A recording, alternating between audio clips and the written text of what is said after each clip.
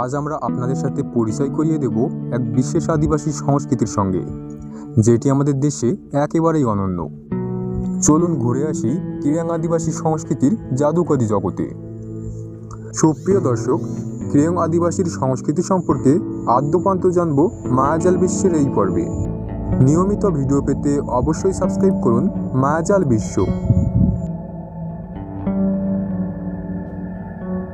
ক্রিয়াং আদিবাসীরা কম্বোডিয়ার সুন্দর পাহাড়ি অঞ্চলে বাস করেন।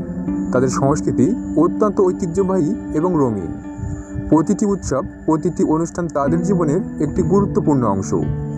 এই জনগণের জীবন ও সংস্কৃতির প্রতিটি দিকেই রয়েছে একটি বিশেষ স্বাদ। প্রথমে তাদের পোশাকের কথাই বলি। ক্রিয়াং জনগণের পোশাক সাধারণত সৃজনশীল এবং রঙিন। পুরুষরা সাধারণত লম্বা কোট এবং লুঙ্গি পরেন, আর নারীরা পরেন সুন্দর হাতের কাজ করা ব্লাউজ এবং স্কার্ট। তাদের পোশাকের বৈচিত্র্য এবং রঙের ব্যবহার একটি অনন্য মাত্রা যোগ করে।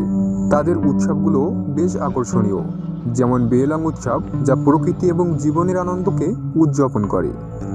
এই উৎসবে থাকে মিষ্টি, গান, নাচ এবং বিভিন্ন রকমের খেলা।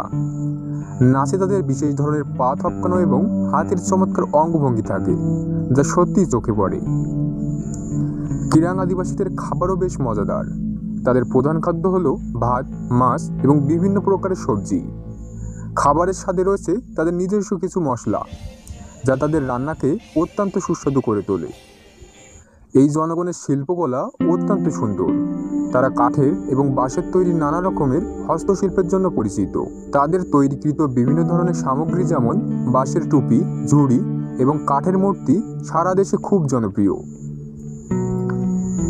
আসুন আমরা তাদের সংস্কৃতিকে সম্মান জানাই এবং তাদের জীবনযাত্রার প্রতি শ্রদ্ধা প্রদর্শন করি।